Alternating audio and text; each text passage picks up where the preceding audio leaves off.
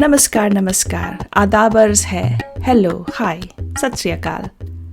आपका हमारे इस बगैर सास और बगैर बहू के चैनल में स्वागत है।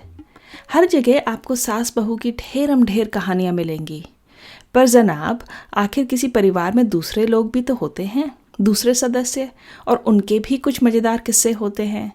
वो मज़ेदार किस्से जो आपको कभी मुस्कुराने, कभी हंसने, कभी ठहाके लगाने और कभी कभी थोड़ा बहुत कुछ सोचने को मजबूर कर देंगे। इन कहानियों की लेखिका हैं कुमकुम सिंह, जिनकी मैं बेटी हूँ शिखिता सिंह। इन कहानियों के सभी पात्रों से लेखिका का जब न तब सामना हुआ है और ये सभी किसी न किसी रूप में सच्ची कहानियों पर आधारित हैं। आज की कहानी का नाम है फटे हाल पर दिल का राजा। लाजो और मुन्ना लाल और उनके 4 बच्चों का जीवन बहुत ही गरीबी का था। मुन्ना लाल को जहाँ भी काम मिलता था वहाँ वो मेहनत से काम करने की बजाय लेक्चर जरा ज़्यादा झाड़ने लगता था, फलस्वरूप निकाल दिया जाता था। लाजो कई घरों में बर्तन झाड़ू का काम करती थी। आसपास के लोग इस परिवार पर दया करके अपना बचा कुचा खाना और पुराने कपड़े भी कभी कभी दे देते थे, पर लाजो को अपने इस निकम्मे पति से कोई शिकायत नहीं थी। वो अक्सर लोगों से यही कहती थी, मेरा घर वाला बहुत लायक इंसान है, पता वो 10वीं फेल है, इसका क्या मतलब हुआ, यानी 9वीं पास है। वो बहुत ज्ञानी आदमी है, वो हम लोगों को दुखी होने नहीं देता। जब हम लोग खाना खाते हैं तो हमारे बच्चों को अच्छे से समझाता है कि देखो आज खाना मिला है तो इसका ये मतलब है कि ऊपर वाले को हमारी फ़िक्र है। जब हम उसकी नज़र में हैं तो हमको फ़िक्र की कोई ज़रूरत ही नहीं है, वो हमको कल भी खाना देगा। अरे तुम लोगों को पता नहीं, कुछ लोग ऐसे होते हैं जिनके पास खाने को खूब होता है, उनका किचन भरा रहता है खाने से, फल फ्रूट, दाल चावल सब्जी रोटी, कभी कभी तो चिकन, लेकिन उन लोगों को भूख नहीं लगती है। हम लोगों को देखो, हम लोग इतने ज़्यादा लकी हैं कि ऊपर वाले ने भूख भी दी है और कुछ खाने को भी दिया है, हमें क्या शिकायत। लाजो अपने घर वालों की इन्हीं दलीलों के कारण उससे बहुत खुश रहती थी।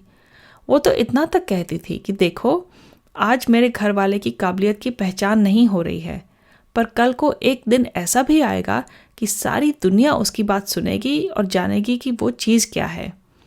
वो ये कभी नहीं देखती थी कि घर का खर्चा वो चला रही थी। उसके काम से घर में पैसे आते थे, उसके झाड़ू पोछा कपड़ा बर्तन करने के कारण ही उनको खाना मिलता था।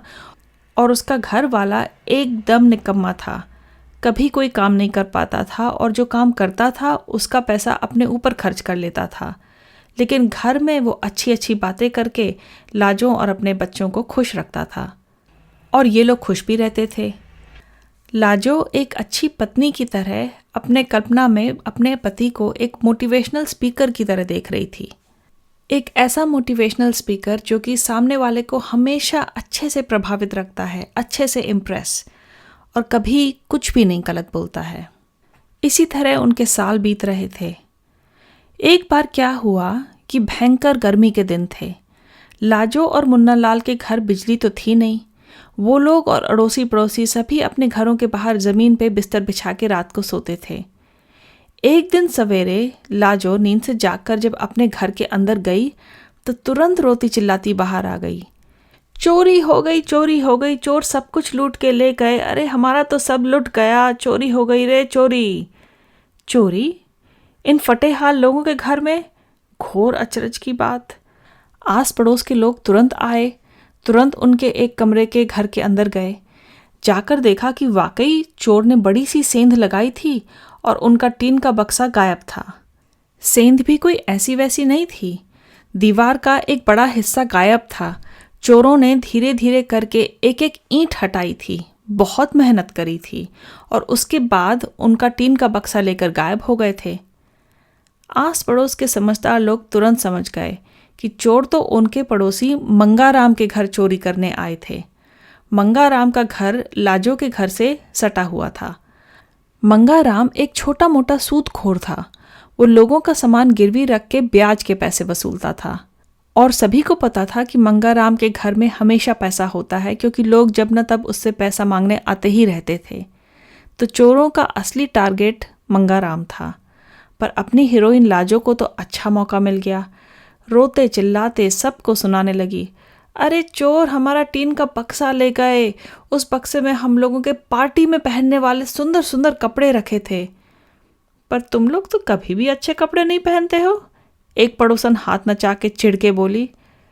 अरे यहाँ कहाँ पार्टी होती है, हम लोग जब गांव जाते हैं वहाँ हमारा खानदान बहुत बड़ा है, वहाँ ब्याह शादी मुंडन भंडारा होता ही रहता है, वहाँ हम लोग अच्छे कपड़े पहनते हैं, यहाँ पर अच्छे कपड़े पहनकर क्या फ़ायदा।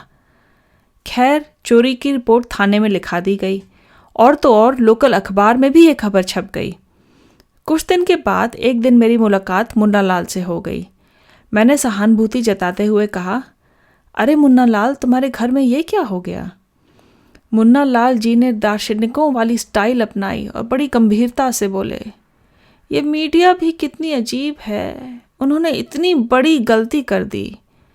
मेरा नाम अखबार में मुन्ना लाल की जगह मुन्ना प्रसाद छपा है। अब आप ही बताइए कि लोगों को कैसे पता चलेगा कि चोरी मेरे ही घर में हुई है। हमारी नज़र में लाजो और मुन्ना लाल कुछ भी हों, पर खुद की नज़र में वो अपने आप को किसी राजा महाराजा से कम नहीं समझते हैं।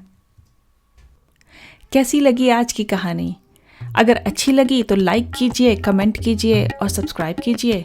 अगली बार फिर से मिलते हैं, तब तक अपना खूब अच्छे से ध्यान रखिए।